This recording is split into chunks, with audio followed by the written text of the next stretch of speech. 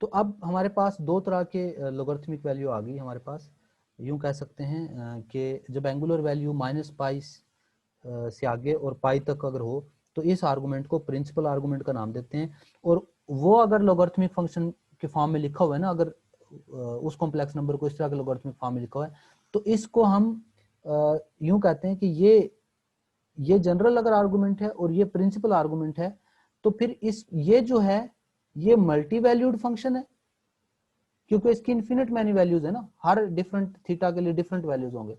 ये यूं कह लें कि एटलीस्ट बहुत सारी वैल्यूज जो हैं वो एग्जिस्ट कर रही होंगी, जबकि ये जो है ये सिंगल वैल्यूड फंक्शन होता है। तो प्रिंसिपल ब्रांच जो होती है वो हमेशा सिंगल वैल्यूड फंक्शन होती है। ये आप लोगों ने बात जो है वो याद रखनी है। अच्छा, उसके बाद हम चलते हैं जी नेक्स्ट अपने। अच्छा, ये कैसे जो लॉग जी हमारे पास कोई भी मौजूद है, कोई फंक्शन, उसको सॉरी फंक्शन नहीं, कोई भी कॉम्प्लेक्स नंबर है, तो उसके लिए हम वैल्यू यहाँ पर राइट करके देखते हैं कि लेट सपोज कोई भी अयोटा ही हमने लिया था ना पहले। अयोटा को हमने किस फॉर्म में लिखा था, कोई बताएगा अभी? अयोटा को हमने जब एक्सपोनेंशियल फॉर्म में लिखा था तो किस फॉर्म में लिखा था?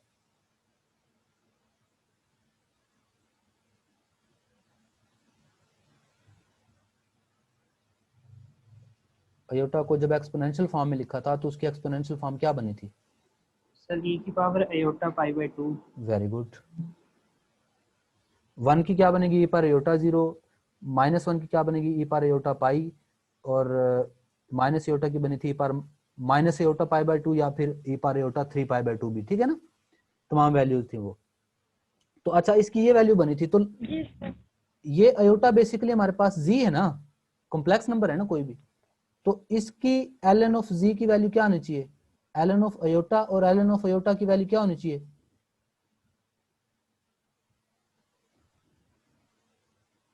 ln of E power iota pi by 2, या यूं कह लें कि log जी, अगर हम कहें log जी क्या आना चाहिए?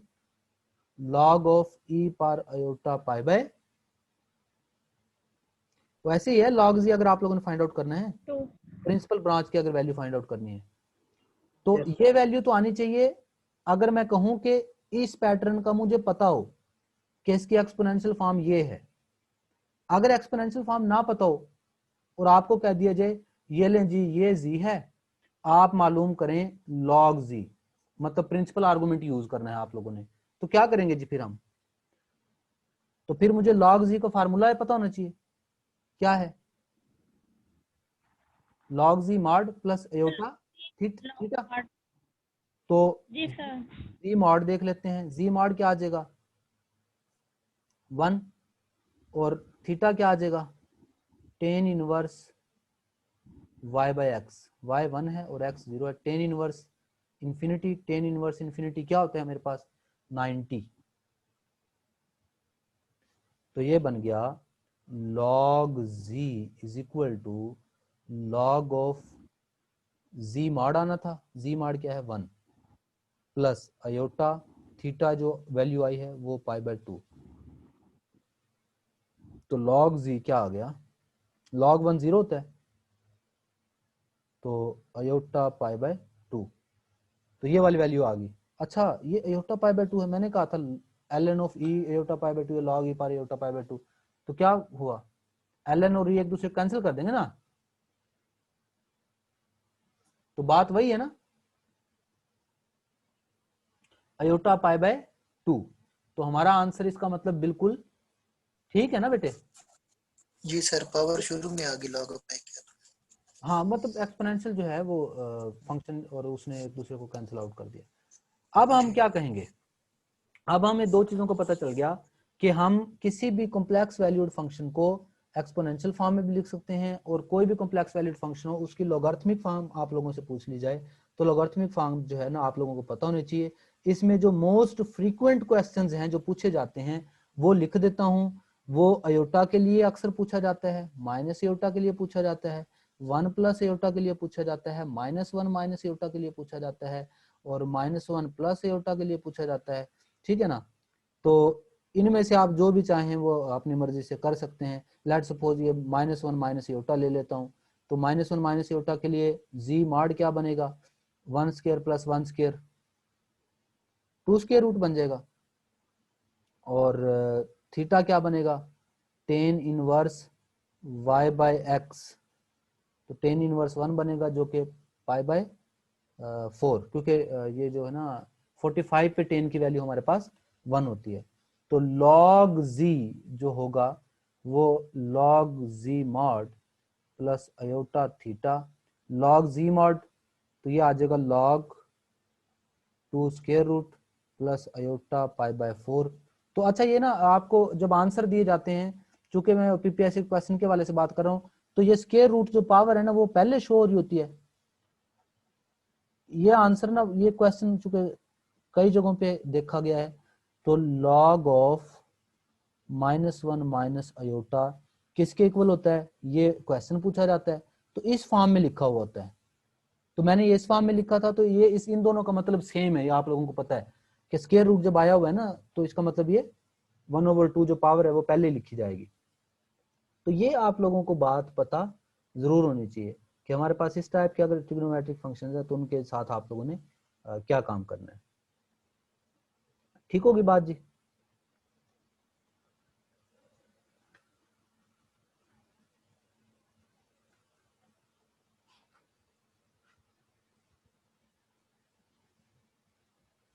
और एक जो फार्मूलाज हैं, दो फार्मूलाज जो कि आम रूटीन के अंदर वैसे तो ये होता था कि हम राइट करते थे कि किसी भी कॉम्प्लेक्स एक्सपोनेंट के अंदर, जैसे ट्रिग्नोमेट्रिक फंक्शंस के अंदर होता था, तो कॉम्प्लेक्स ट्रिग्नोमेट्रिक फंक्शन में भी साइन कॉस टेन इनके अंदर जी की जगह पे माइनस जी आ जाए, तो ये फार्मूलाज आप लोगों ने किए होंगे ना इससे पहले एफएससी के अंदर, कि ट्रिग्नोमेट्रिक फंक्शन के अंदर अगर नेगेटिव साइन आ जाए तो साइन कॉस और टेन में से सिर्फ कॉस फंक्शन ऐसा है जो कि पॉजिटिव रिटर्न करता है आपको आंसर, अदरवाइज वो नेगेटिव आंसर रिटर्न करते हैं।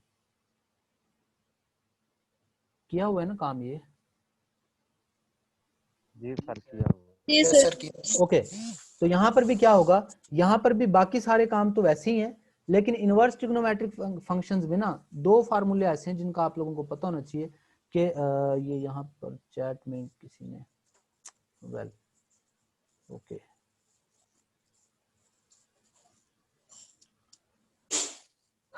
तो वो हैं जी फार्मूलाज के टेन इनवर्स ऑफ माइनस ए, तो वो नेगेटिव ऐसे बाहर आता था ट्रिग्नोमेट्रिक्स की फॉर्म में जब आप लोग देखते थे, लेकिन कॉम्प्लेक्स अगर कांस्टेंट है तो फिर पाई साथ में इन्वॉल्व हो रहा है। सेम हमारे पास cot inverse of positive function के लिए भी है, cot inverse A pi by 2 minus tan inverse A है। ये एक फार्मूलाज की बात है, क्योंकि आप लोगों को ना आम रूटीन में तो वही ट्रिग्नोमेट्रिक फार्मूला सपोर्ट कर देते हैं, जो ट्रिग्नोमेट्रिक फार्मूला इनवर्स में हमारे पास उससे डिफरेंट है वो मैंने इंडिकेट कर दिया है कि कॉम्प्लेक्स वेरिएबल्स के अंदर इस तरह के फार्मूलाज थोड़े से डिफरेंट होते हैं। इस टाइप के फार्मूलाज हैं ये दोनों, कॉम्प्लेक्स कॉन्स्टेंट्स अगर आप लोगों के पास मौजूद हों ए। अच्छा, एक चीज होगी कि आपने z को इस फॉर्म में लिख लिया, दूसरा आपने ln ऑफ z को भी देख लिया, e पार z को भी देख लिया, ठीक है ना। अब तीसरा जो काम है वो z पार z को देखना चाह रहा हूं मैं, वो किसे, z पार z को। अब z पार z से क्या मुराद है कि जिस तरह हम कह रहे थे ना अयोटा, तो मैं कहता हूं माइनस अयोटा होल पार अयोटा। अगर बेस में भी कॉम्प्लेक्स नंबर हो और पावर में भी कॉम्प्लेक्स नंबर हो तो फिर उसके साथ क्या करना है, तो फिर उसका बेहतरीन सोल्यूशन ये है एक्सपोनेंशियल और लॉगरिथम दोनों इन्वॉल्व करा दें, e ln of minus iota power iota. समझ गए बात को, ई और ln दोनों ही। अच्छा ये आप लोग म्यूट पे रखें ना, आप लोग जो अपने माइक्स हैं।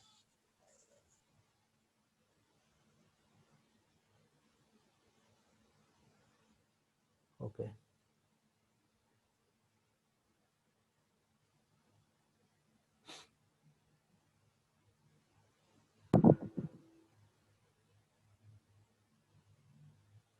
वेल मैं बात कर रहा था बेस और पावर दोनों में ही कॉम्प्लेक्स नंबर हैं, तो ई और ln दोनों ही at the same time introduce करवा देंगे। तो ln ये करेगा कि उस जो पावर में था ना कॉम्प्लेक्स नंबर उसको पहले ले आएगा, ln of minus aorta. ln of minus iota की क्या वैल्यू थी, ये अब आपको देखें, ये वो चीजें हैं जिसको सॉल्व करने के लिए आप लोगों के पास कोई टाइम नहीं होगा। तो बताएं e power ln of minus iota की क्या वैल्यू होनी चाहिए?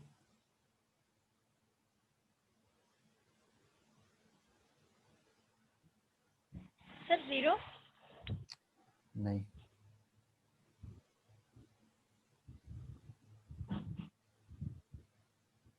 या माइनस एयोटा किसके इक्वल होता था? ln तो चलो फिर ये सर 1 होती है ना, नहीं अगर स्क्वायर हो तो 1 होगी।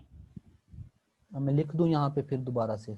1 तो 1 ही था ना, 1 को तो आप लोगों ने ये कह दिया था ई पावर 0 अयोटा, तो अयोटा को हमने कह दिया था e power pi by 2 iota. π/2 जी सर, π/2 माइनस 1 को हमने कह दिया था ई पावर माइनस पाई, नहीं ई पावर पाई अयोटा, और π। माइनस पाई अयोटा हो गया था, और माइनस अयोटा जो है उसको हमने कह दिया था e power minus pi by 2 iota. इसको हमने क्या कह दिया था? जी sir, e power minus pi minus by 2। आएगा। तो e power minus pi by 2 iota है, ये -1। तो जब इसका ln लूंगा तो ई कैंसिल हो जाएगा ना सिर्फ, तो जी minus sir. Pi by 2 iota, तो ln ऑफ माइनस अयोटा की जगह पे माइनस पाई बाय 2 अयोटा में राइट कर सकता हूँ। ठीक है, तो जी सर। माइनस ये है और अयोटा आपस में मल्टीप्लाई होकर अयोटा स्क्वायर हो जाएगा, तो ये ई पावर पाई बाय 2 बच जाएगा। चलो मैं अब आप लोगों को थोड़ी सी इसकी प्रैक्टिस एक दफा फिर करवा देता हूँ। फौरन जो है ना साथ में आप लोगों ने रहना है। मैं आप लोगों से पूछता हूँ, लें जी क्या काम करूंगा जी? स्टेप 1, ई और ln दोनों इंसर्ट करवा लूं।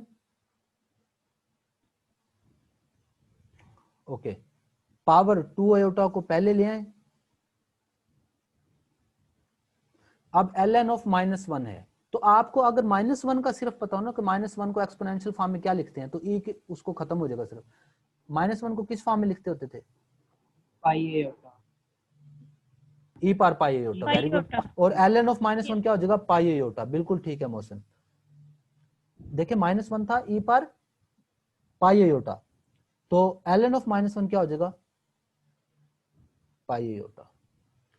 तो ये आप लोगों की थोड़ी सी इसमें ना प्रैक्टिस चाहिए होगी। तो इस टाइप के एमसीक्यूज बहुत पूछे जाते हैं, क्योंकि एक्सपोनेंशियल, लोगारिथमिक और फिर कॉम्प्लेक्स एक्सपोनेंट, ये तीनों चीजें बार बार पूछी जाती हैं। तो इन तीनों का एक दूसरे में कन्वर्शन आप लोगों को पता होनी चाहिए। तो ये प्रैक्टिस आप लोगों ने थोड़ी सी रखनी है, ठीक है ना? तो इस हवाले से आप जी लोगों ने सर। देखना। अच्छा, कुछ क्वेश्चंस हैं तो वो इनवर्स ट्रिग्नोमेट्रिक फंक्शन के हवाले से मैंने अभी आप लोगों से करवाया है क्वेश्चन, माइनस एयोटा पार एयोटा, -1 पार 2 एयोटा, ये दो मैंने करवा लिए हैं। मैं ना आप लोगों को सिर्फ, आप लोगों के पास नोटबुक्स अवेलेबल हैं करीब करीब कहीं पे? Yes sir.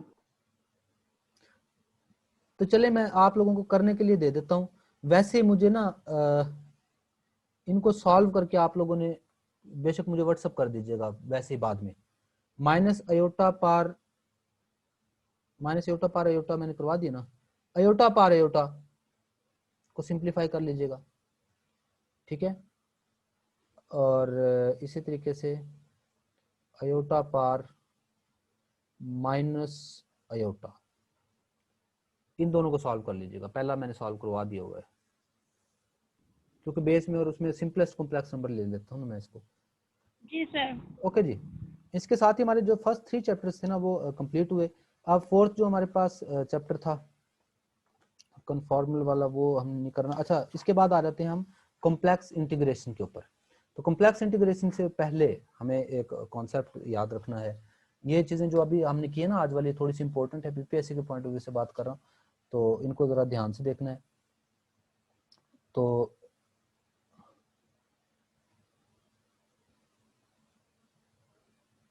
आप लोग अक्सर एक वर्ड सुनते होंगे, क्योंकि ना इसके अंदर अब ये वर्ड्स काफी सारे आएंगे कॉम्प्लेक्स इंटीग्रेशन के अंदर। लोकस क्या होता है भला? लोकस बेसिकली वो पाथ होता है जो कि कोई पार्टिकल, यूं कह लें कि ये पॉइंट, बेसिकली पार्टिकल नहीं कहेंगे क्योंकि यहाँ पर हम तो पॉइंट्स की बात करें ना, जो एक पॉइंट मूव करते हुए ट्रेस करता है ना जो पाथ, उसको हम कहते हैं locus, locus of that point, यानी कि उसका रास्ता होता है ये, ठीक है, किसी भी मूविंग पॉइंट का। हाँ, सर कुछ हम कुछ इसे एंगल भी कह सकते हैं? No no no no no, angle कुछ और चीज है, वो इंक्लिनेशन Okay. जो है ना वो हाँ डिफरेंट चीज है। ये इसका पाथ है, पाथ जी ट्रेस आउट, सर। ये जो पाथ जैसे जैसे पार्टिकल जहां से भी मूव करके जा रहा है, ये जो सर पाथ पाथ। उसने मूविंग पार्टिकल ने ट्रेस किया, that is known as locus. अच्छा एक चीज है हमारे पास कर्व, ये क्या है हमारे पास,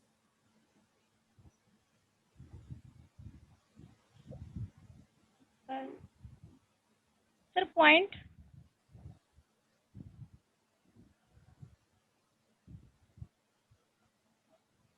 याद है आपको सर्कल के लिए, मैं सर्कल बना लेता हूँ ना, क्योंकि सर्कल को एक्सप्लेन करना जरा आसान होता है।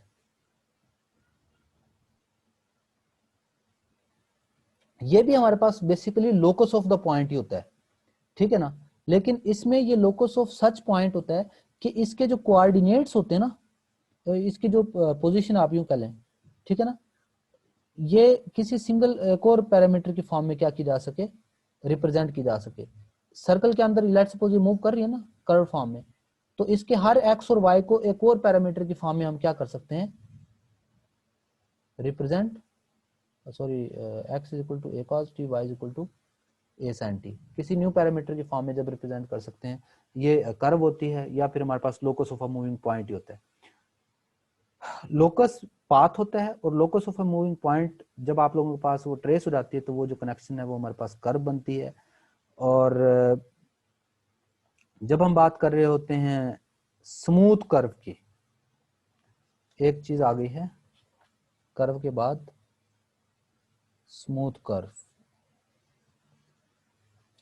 ऐसी कर्व जो कि इस z के जरिए, या एफ ऑफ जी के t, basically g is a function of t आप मैंने लिया हुआ है, तो डेरिवेटिव क्या चीज होती थी,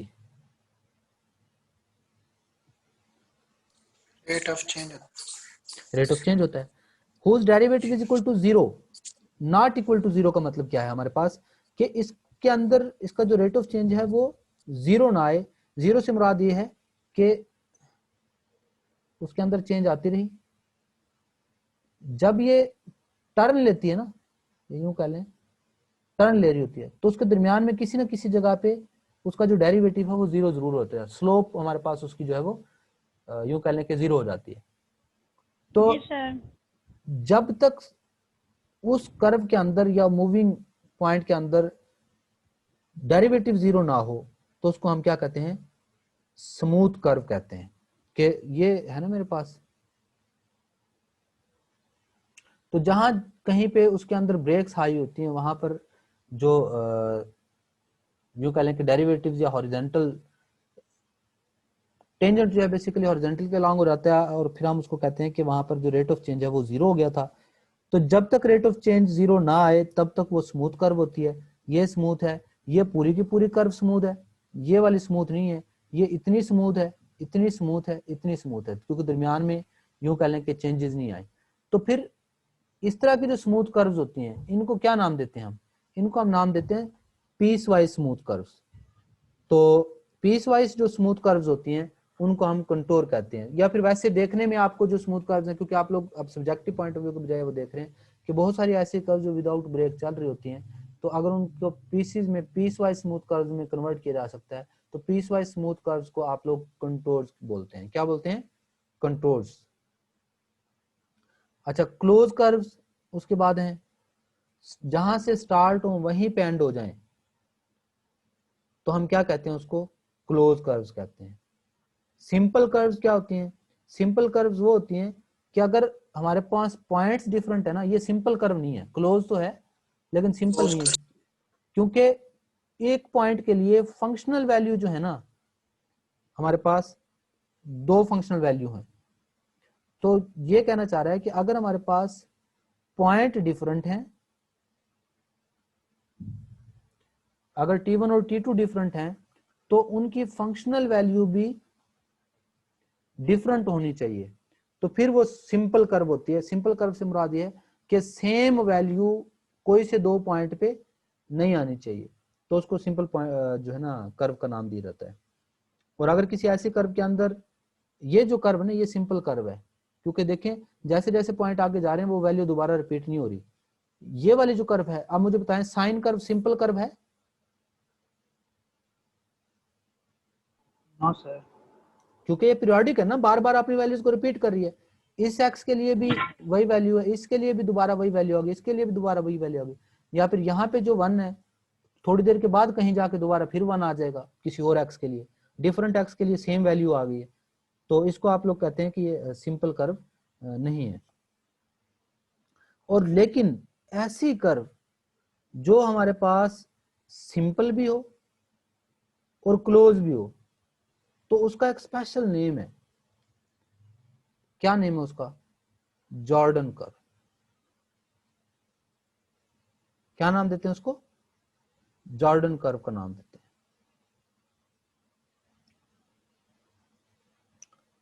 अब हम इंटीग्रेशन की बात करते हैं, कॉम्प्लेक्स इंटीग्रेशन की।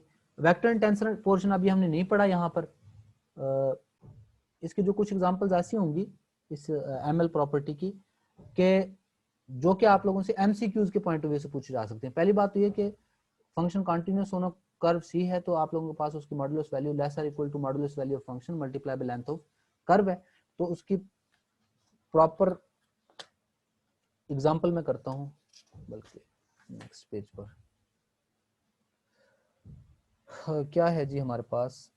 मैं एग्जांपल पहले ऐसे ले रहा हूँ जो थोड़ी सी डिफरेंट है, लॉन्ग क्वेश्चन के पॉइंट ऑफ व्यू से है, लेकिन इसमें चूंकि वो प्रीवियस मैंने आप लोगों को इंटीग्रेशन का कॉन्सेप्ट एग्जांपल से नहीं दिया था, सिर्फ एक डायग्राम बना के बता दिया था।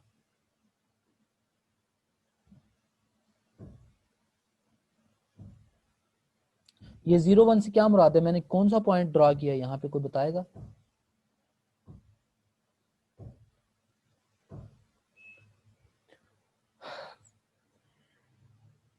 ये एफ ऑफ जी है जो कि 0 1 से 2 1 तक आप लोगों ने उसकी वैल्यू फाइंड आउट करनी है। अयोटा से 2 प्लस अयोटा, अयोटा का मतलब 0 1 है और 2 प्लस अयोटा का मतलब 2 1 है, वहां तक आप लोगों ने इंटीग्रेट करना है। और उसकी modulus value, sorry overall modulus value, ये नहीं, ओवरऑल मॉडुलस वैल्यू लेस और इक्वल टू 2 है। तो इसका मतलब इन ट्रू सेंस आप ये कह सकते हैं कि एफ ऑफ जी के इंटेग्रल की मॉडुलस वैल्यू वो लेस और इक्वल टू किससे होती है? एम एल से ना। तो मैं लेस और इक्वल टू 2 बताना चाह रहा हूं, तो इसका मतलब मुझे एम का पता हो, यानी कि इस फंक्शन की मॉडुलस वैल्यू का पता हो, और दूसरा मुझे एल का पता हो कि इस आर्क की लेंथ कितनी है। आर्क लेंथ निकालने का सिंपल प्रोसीजर क्या है? आर्क लेंथ निकालने का सिंपल प्रोसीजर है, मुझे एक्स और वाई की वैल्यूज दोनों का पता होना चाहिए। तो यहाँ पर एक बात तो कंफर्म है कि वाई कांस्टेंट है और वाई की वैल्यू क्या है? 1 है। वेरिएबल है तो एक्स, उसको मैं टी कह देता हूं, और जो एक्स है वो कहां से कहां तक वेरी कर रहा है? वो 0 से 2 तक वेरी कर रहा है। ठीक हो गया जी।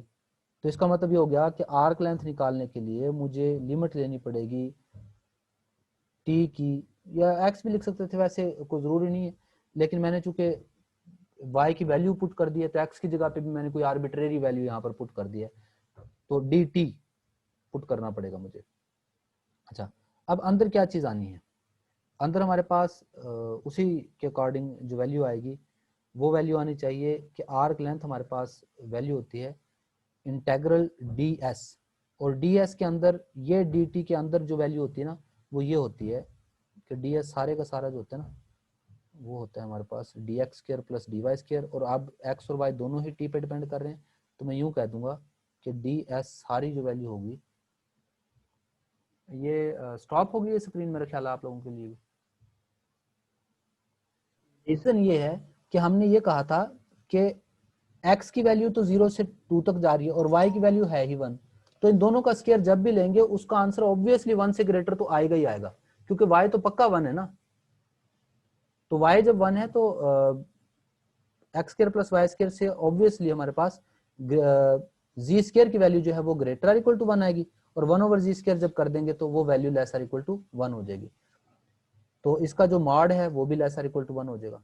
तो फिर आप लोग उस फार्मूला के अंदर पुट कर दें कि integral f of g from iota to 2 plus iota d g, और एफ ऑफ जी की जगह पे बेसिकली 1 ओवर जी स्क्वायर था, वो लेस और इक्वल टू ml था, तो अब 1 over g square iota to 2 plus iota d g less or equal to M की जो वैल्यू हमने एवेलुएट की थी वो हमारे पास क्या आई थी, मैग्नीट्यूड की वैल्यू वो 1 आई थी और लेंथ जो है वो हमारे पास 2 आई थी। तो ये इसका मतलब लेस आर इक्वल टू 2 वाली जो कंडीशन है वो हमारे पास सेटिस्फाई होगी। तो आप लोगों से क्या पूछा जाता है, आप लोगों से पूछा जाता है ये क्वेश्चन कि अगर यूनिट सर्कल है तो उसका सेमी सर्कल, उसकी लेंथ, टोटल लेंथ कितनी बनती है जी, ये बता दें सिर्फ मुझे।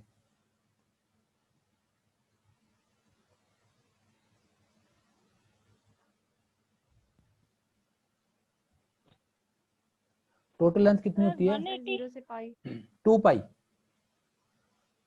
2 पाई, 2 पाई आर नहीं जी होता? सर, तो यूनिट सर्कल है तो 2 पाई होगा ना। जी सर, तो यूनिट सर्कल जी हो सर। तो ये क्वेश्चन के बारे में अब मैं आपको बताता हूँ डायरेक्ट आंसर्स, क्योंकि इसको मैं सॉल्व नहीं करूंगा क्योंकि ये पीपीएससी के अंदर पूछा जाता है, तो फिर वहां पे अब आप लोगों के पास इतना टाइम नहीं होगा कि आप उसको सॉल्व कर पाए। और सी क्या है, सी इज सेमी यूनिट सर्कल। तो एक बात आपने ये ध्यान रखनी है कि ये less or equal to M L होगा, ये लेस आर इक्वल टू क्या होगा, एम एल। एम क्या है, इसकी मैग्नीट्यूड, जी बार की मैग्नीट्यूड क्या होगी भाई, जी की मैग्नीट्यूड, जी है x square plus y square, और यूनिट सर्कल हो तो x square plus y square is equal to r square होता है, और रेडियस कितना है अब 1 है, तो x square plus y square क्या होगा 1। जी अगर x प्लस वाई अयोटा हो तो तब भी जी mod x square plus y square का स्क्वायर रूट आएगा, अगर जी बार भी हो तो तब भी इसका mod x square plus y square आएगा। ये बात कंफर्म है ना, क्योंकि सिर्फ y कंपोनेंट के वो साइन ही चेंज हुआ है, वरना जब आप लोग स्क्वायर लेंगे x और y कंपोनेंट का तो सेम वैल्यू आएगी। तो less or equal to g mod की वैल्यू क्या आ जाएगी 1, और सेमी सर्कल, हाफ सर्कल पे जो इसकी लेंथ बनेगी, टोटल की बनती थी 2 पाई, हाफ की कितनी बनेगी। पाई। तो ये आप लोगों को बहुत ज्यादा दफा पूछा जाने वाला क्वेश्चन है पीपीएससी एग्जाम के अंदर, ठीक है ना, कि सेमी सर्कल अगर हो, सेमी यूनिट सर्कल, ठीक है ना, और तो फिर आप लोगों के पास जो है जी बार मैग्नीट्यूड, वैसे बेसिकली तो जी भी हो तब भी आप लोगों के पास लेस इक्वल टू पाई होगा, तो इंटेग्रल जी बार डी जी वो ये वाली वैल्यू आप लोगों को देगा, ठीक है ना। और इसी तरीके से अगर जी की जगह पे 1 ओवर जी हो जाए, ठीक है ना, तो तब वैल्यू क्या होगी मेरे पास, ये हमने देखनी है।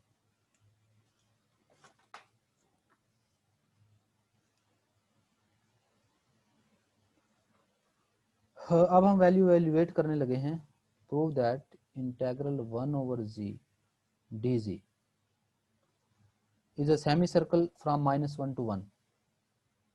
ये ऐसा सेमी सर्कल है जो कि -1 से शुरू होता है और 1 पे एंड होता है।